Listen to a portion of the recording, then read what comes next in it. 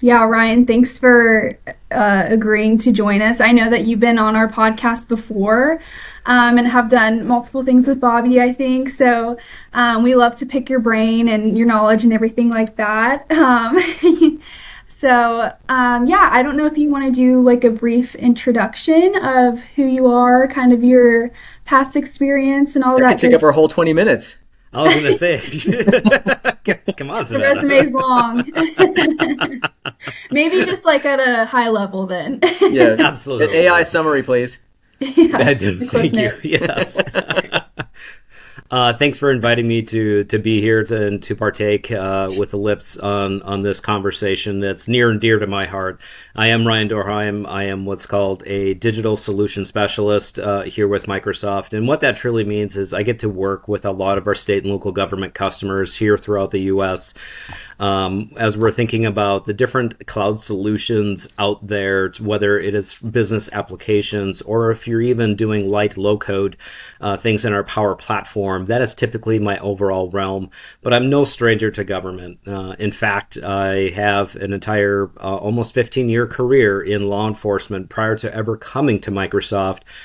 So being able to work in state and local government, or at least in our counties and municipalities, has truly been heart filling on my end. It helps drive my why, especially as we're constantly being asked to do more with less. So a conversation such as today, especially as we're looking at the future of AI and security, especially in the public sector, I am extremely ecstatic to at least help lend some knowledge. I'm still learning, just as we all are. Mm. We've heard the proverbial building the plane as you're flying it, that causes some fear. There's a lot of like, well, shouldn't we be thinking about this a little bit more? And the correct answer is yes, we should be thinking about this more and challenging with thought leadership, and also ensuring that our data in the background, especially for all of my customers, that our data is where it needs to be to handle generative AI moving forward. Because at the end of the day, for public sector, we all are all responsible to the constituents, citizens that we serve at the end of the day. So this is a very good topic. Yeah, absolutely. Yeah, as I mean, everyone can tell you have a wealth of knowledge, and having that different background, actually being in law enforcement and then coming into like a more technical focused role. I'm kind of curious, how did you make that transition, or what kind of pushed you to go that direction? Very carefully,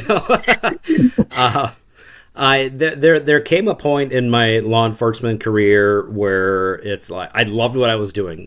So absolutely love it, and still have lots of friends in the law enforcement realm today. But it was really the public safety aspect of it when you're working with citizens and you're trying to get tools or information out to citizens. I remember back in my day, it was, hey, the police officers used to just set up a roadblock.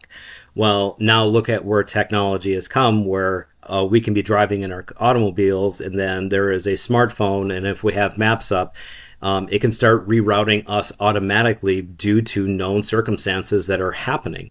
Yeah. Really, what's happening at the end of the day is we have machine learning algorithms and other things that put the tools into the public's hands to be able to take a different route. Same thing is true when we're looking at it from a 911 perspective, right? If we have a critical emergency or something else, we have Amber alerts, we have Silver alerts. There are certain things that we can do to help notify the public if a school is in lockdown or other things. I don't want to stick solely to law enforcement related scenarios here. But data and technology have become such a huge driver in putting information in the hands of the public when it's needed, to help drive not only from an informative aspect, but also how can someone find resources. Making that transition for me started very early on, just diving in with my IT department and looking at the different solutions that we had at the time, to all of a sudden realize that, hey, I really kind of have a passion for this technology side of the house. How can I bridge the gap here? And lo and behold, here Microsoft had some openings for some specific roles, and been working in Microsoft for just over 10 years now, having conversations just like this with our counties and municipalities across the U.S. So going back, you were an advocate for change. What's the appetite for change like from the other side? So you were involved in kind of trying to, advocate for change back when you were with a government agency to now, a number of years later. What's that? Is it 10 times, 100 times? Where's that level of acceptance for change? Especially at a government where things seem to move like we're moving pretty slow typically at that level. Well, and there's something true to be said too.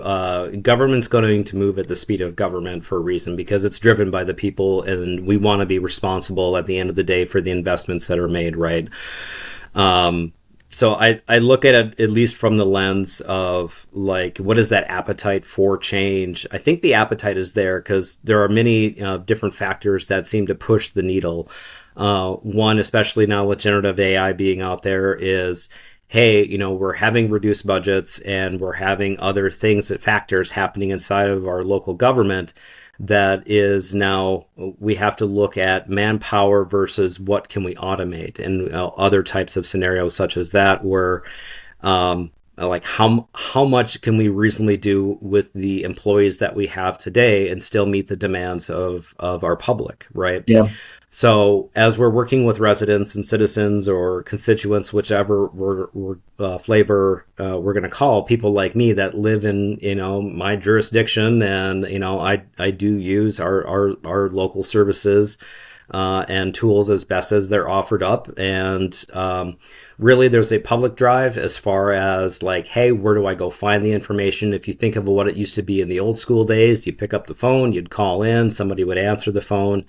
But over time, it's now all of a sudden we're almost like in a call center type of thing where sometimes we're getting a busy signal or we're leaving voicemails and now there's a length of time, and then technology moved forward to like call waiting, call unified routing, and getting to specific phone trees.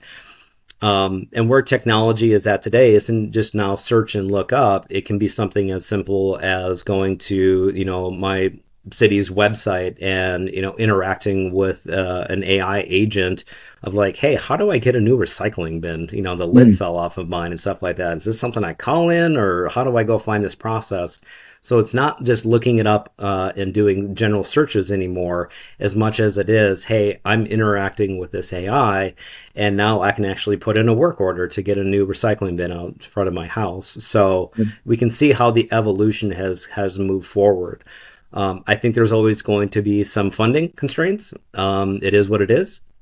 I also think that there are adoption constraints that happen. So here we have individuals being that are in charge of IT and other types of solutions that we use from a technology perspective to help move governments along.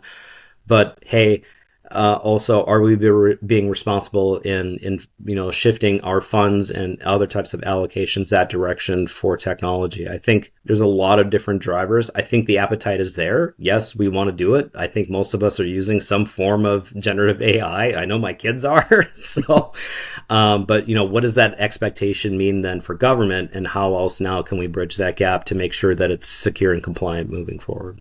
And I'll just comment one thing before Savannah moves us on topically, but the point you made about it's not just the government, folks making the decisions. It's the constituents. It's the residents, the people within a community that are pushing that or holding it back because I still feel like we're in a generational kind of swirl, purgatory of people who want to be able to pick up the phone still. We still have a lot of people who are active who just want to be able to pick up and call somebody. They grew up with that. They still like that. Yep. And there's the newer generation that wants to be able to go online. So, bridging that gap and hitting all your constituents, the way they want to be, communicated with is probably driving that as well. Yeah. No, absolutely agree.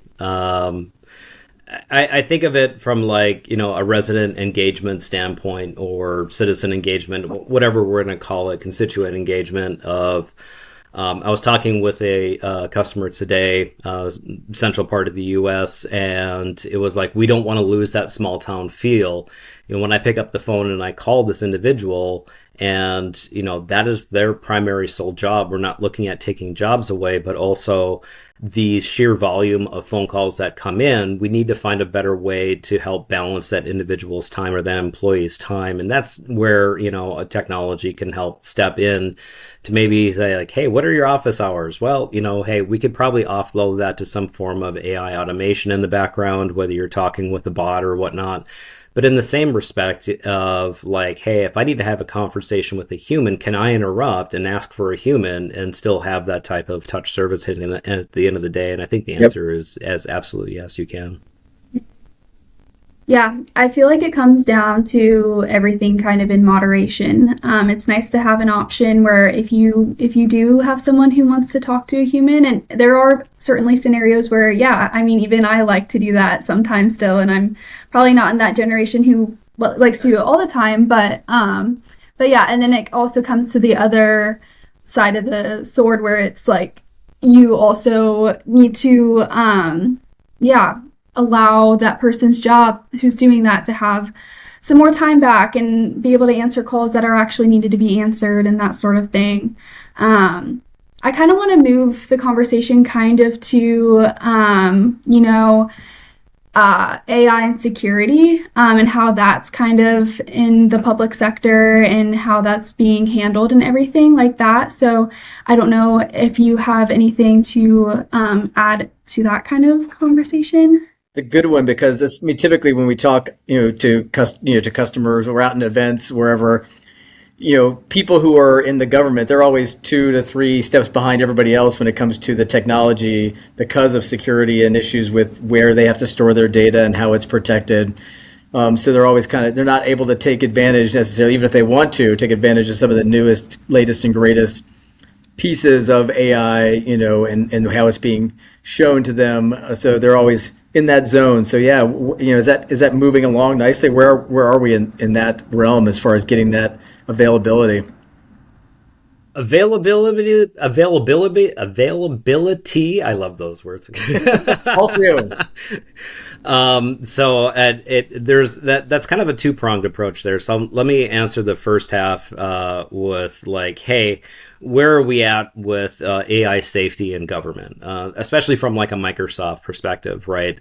And that boils into 3 layers where it's governance and policy, right? So in other words, we're only grounding the AI in data that is accurate and also that we have deemed for it to use as answers. So when we think about like how and what data that should be, anytime any one of my customers is putting together a chatbot or something that sits on their website, it is like, hey, yes, you can have it skim your website, but it's only as good as for the information that is directly on your website. And also like, hey, when we think of that security compliance architecture, and that would be one of the other second layers there, is zero trust identity endpoint data protection. So in other words, like if there are specific files, things that are meant to not be in the public eye, we have data classification rules, things like that. And this is true whether it's an internal Copilot or if I'm using Copilot Studio to build that overall web-facing bot that's going to interact with the public. Always assume that, hey, we need to make sure that our data is up to snuff as well, but also like, hey, is it the right data of who should have access to what? And last comes down to operational disciplines. In other words, monitoring, detection, response, and continuous improvement. All of our Microsoft tools from a generative AI perspective have that ability for monitoring how the bot is doing, things that it's answering well, things that perhaps people are even giving thumbs down to, specific topics and responses that it's giving as well. So that way, you can still have the human element to be training the bot to ensure that it's doing exactly what you're designing it to do. So keep those 3 application layers in mind when you're thinking about governance and policy, security architecture, and operational discipline. The other half of what I heard you say, Bobby, is it available? Microsoft, especially in our state and local governments here in the US, this may not apply to other countries. We have something called the Government Community Cloud here in the US. And that is basically an enclave specifically set aside for state and local governments to ensure that that first of all, that the technology that they've invested in is still governed here within the US, and also any data centers and things like that are also being controlled by folks here in the US as well. So that's one particular layer. But then there's other really cool compliance controls as well, as far as CGIS, ITAR, NIST compliance controls that our GCC tenant adds on top of just from regular commercial cloud. So to make sure that we have, FedRAMP compliance measures, or controls put into place, that yes, the full generative AI Copilot features that you may be hearing Microsoft talking about a lot lately, is all of that 100% available inside of the GCC tenant? And the correct answer is no. We are still waiting for certain aspects of it to meet FedRAMP compliance or other compliance regulations to make sure that we are being responsible. And that's a major reason why we see a lot of our state and local government customers in GCC as well. So while it may not be the latest and greatest, the question becomes is, do you want it to be? Mm-hmm. I've seen what our generative AI or Copilot and our bots can do already inside of the Gov Cloud, and it is absolutely mind-blowing and a huge game changer in the fact that it falls in a compliant, more enterprise-grade type of scenario where, our customers have that control. Is a huge game changer that we see as well. So it is different from the GPT or others that you would see off in other things. And I'm not saying any of those are bad. I'm just saying Microsoft approach is more of that enterprise approach. So we are being responsible and also that we have transparency in our AI as well, while giving the controls to the people to make sure that, hey, they can root it in the right data. So therefore, it's going to offer up the right answers to their citizens. You bring up a good point in that there's still a lot of work for these agencies, these municipalities, cities to do the other hard work of just governance. Because you could do all the hard work in Copilot, blah blah blah, but then if Joe opens up ChatGPT and does something that exposes some data, that's there's a lot of governance in general around AI usage and how it's going to be used at this local and state government level. So. You said it's good. You mentioned early on that you were talking about a coalescence of people coming together to kind of learn from each other and start to think this through. It's nice to hear that just there's some action and people getting together to kind of figure this out at a broader level. So there's some continuity to it. Yeah. One of the biggest things that I could stress from today's conversation is for all of my SLG agencies out there. GCC matters because Microsoft provides a government cloud environment with specific compliance and operational commitments. That is one of the major reasons why we see so many of our state and local governments in the GCC. Yeah. Is it right for everyone? That is up for our communities and their counties and governments to make that overall end determination of what's right for their population, for those in their charge. But I just wanted to make sure that, hey, there's a reason why GCC sits behind and lags behind just a little bit. Is because we want to make sure, that the compliance controls that you find necessary and meaningful flow into your everyday life from a technology perspective. I want to also just call out one other thing. You mentioned the feedback loop on agents and bots and making sure there's a jumping off point for humans is so important. I had to reschedule a flight with Frontier recently, and they've moved to mostly a chat model. I went in, I tried to cancel the flight. It said you can't cancel. You have to call in. So I call. I go to the chat. The chat says, "What do you want to do?" I put in all my information, and it gives me a link back to the cancel where I started. So I loop back in, but there was no real clear way to get a human. Like I tried what I would think is natural language. Can I talk to you, a human, please? And it flipped. It's like, I can help you. What do you need? And I was like, And finally, I got the first human, and they flipped me back to the same thing. And I had to start with, do not put me back in this loop again. It's not working. Yeah, I need humans now. So making that easy if you're out there thinking about this from any, whether it's SLG or any business, putting in, automated agents. They're great for, yeah, literally. You don't have to hire a person to pick up the phone and go, "We're open from 9 to 5. Thank you. Call again."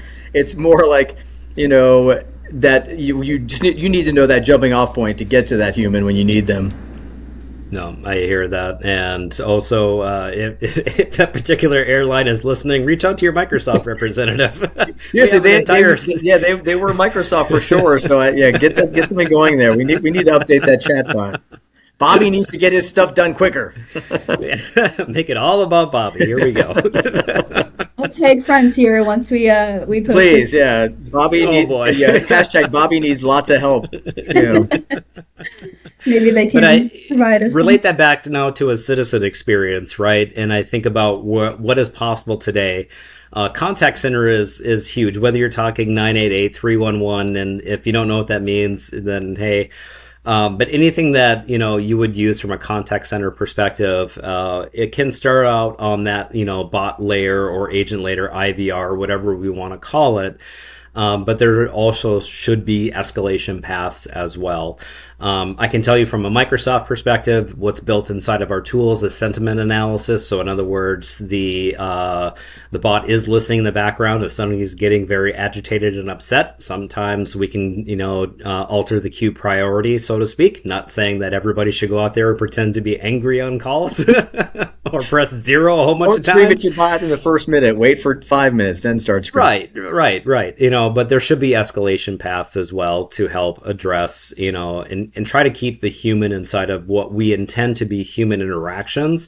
It's just we don't have the budget to hire thousands of employees to constantly take inbound phone calls and think about what happens on slow days when nobody's calling in and the business has to carry an overhead. Government is really no different when you think about it, is because it does take volunteers and employees from a government standpoint to ensure that we're manning call centers, but also that we're trying to get our citizen, our resident at the end of the day, to the right information, to the right pathway to either, hey, report this problem, non-emergent of course, so I'm not here to replace 911, but to either address the need or provide the information that they're looking for, or even start that work order if they need a new recycling bin outside of their house. That's a high impact statement. The model changing and adapting to a person's tone. I mean, because if you are a citizen, you want to provide this great service and make your citizen feel like they're being taken care of. When they whatever state they are, if you start to hear that, feel that, and the agent can detect that and then immediately reroute or return that, hey, it sounds like this is really important to you. Let me get you to the next level quicker than maybe normal. So that's an important advancement, I think. Yep. That'd be extremely intuitive, and maybe something that, like you said, is coming down the pipeline. And speaking of that, what else do you see happening maybe within the next 5 years within government and AI? You got to pull that back to 5 minutes, Savannah. Come on now. You had to guess, seeing what you're seeing right now. I'm going to lead out by say if Microsoft has lots of different sites that we can hit, right? I think one of the big ones that I think anyone listening to this podcast should check out would literally be Microsoft's responsible AI statements. Because those are some of the key drivers in the background of why we're doing what we're doing. We think of our motto hasn't changed over the years. We want to empower others to do and achieve more, right? And AI is now building a way towards that even faster. So when I hear of the 5, 6, 7 years down the road, where is it going to be? It's mind blowing. It really is. I mean, can you imagine a world of now, let's say, even having vision connected services and things like that? I think about the different folks that live in my community. Now, I also work with some nonprofits in my community as well, trying to bring services to specific citizens in need. But can you imagine then also trying to adapt across a diverse population, not only whether it might be language, but there also could be certain things as well, whether it is going to be someone that's visually impaired or someone that also needs to communicate in a different way. How can we also have that same level of service across the board without making it so overly complex? And I think that is exactly where technology is leading us, because there is a lot of wonderful things. I think about when I start a Teams meeting on a day, I'm clicking record right now. Copilot is sitting on the side transcribing my meeting. If it is a live meeting, I can turn on subtitles. If we need the subtitles translated in a different language, that now can be done too. Imagine how far this is now going. And some of this is already happening today, especially as I talk about contact centers as well. There may be different languages or citizens that are calling in, and rather than waiting for an interpreter, we can actually use AI now to help with that translation and now get answers quicker to this individual. I think there's a lot of excellent use cases that are going to continue to grow forward And the for the breadth years to come. of that translation, whereas you maybe would have had money at a small level to hire somebody who could speak Spanish, and maybe if German, if it's a German pop, whatever. But imagine being able to cover any language just because you've got it, as opposed to so you can immediately find that translator, to help that citizen out. That's amazing. Yeah, and in fact, that's what I really love about this too. If there's one key takeaway from today, modern citizen services and strong security are not necessarily competing goals. We know that we're learning, we're building, and we're having the tough conversations that need to be happening to make sure we are being responsible. They're actually now mutually reinforcing one another. They're taking into account diversity. They're taking into account privacy and security. They're taking into account many different aspects, not only from a security layer, but also from a transparency and who are we being responsible to. I think that modern citizen services is really moving forward, especially now as we look more towards AI to fill in some of those gaps. I think that's a great note to end on there. Unless Ryan or Bobby, you have any additional items that you wanted to hit on I was that going to maybe we say didn't that chat about? you thinking about the question of like 5 years from now. For me, just it's always looking back to 2 years ago. So you can start to measure out what the next 2 to 5 years look like, knowing that it's going to be accelerated beyond that. So if you go back 2 years to, or 3 years to when ChatGPT came out, and it was a novelty, and people were writing poems, and it's cute, and everything that's going on with this, and then all of a sudden the serious nature, and then so just in a short 2 years where we are, and the great advancements, then again you can accelerate that thought process. So what happened in 2 years is going to happen in a year now, and then it keeps accelerating in that manner. It's going to be amazing, I think. And there'll be a lot of trials, and and learnings, as more and more people adopt, and just in their everyday life, and learn to use this. To me, it's exciting, scary, all of it. So it's a fun time to be in life. It's It like is. we're at a level of industrial revolution. Like if you're around when they invented certain things, that just accelerated economies in life. We're at that moment. We're living it, and it just seems unsettling at times, but it also you step back, it's awesome. Yeah, no, it is. In fact, I would even add one additional thing to that is AI doesn't replace accountability. It actually raises the bar for it. 100%. And so I look at it from the aspect, which is why I wanted to point it back to, I'm like, hey, look up the Microsoft Responsible AI. We have an entire site dedicated to it. And especially if you're a newer county or city or even state for that matter, looking into like, hey, we know there's coalitions out there. We know that there's other things. Don't let Microsoft dictate your policy, but also compare what you want based off of our responsible AI, and let your conscience be your guide there when you're looking at the different technologies that are available to you. Cool. Well, right. Thank you so much for joining us. And Always a pleasure. yeah, absolutely. Bobby, as always, thank you. Yeah, good to see you. Good. Thank you, Ryan, for throwing the purple jacket on. We're I both had to in throw the purple on Savannah, just for yeah. y'all. Amazing. Well, thank you guys and have a good one. You're welcome. Take You care. too. Thank you all.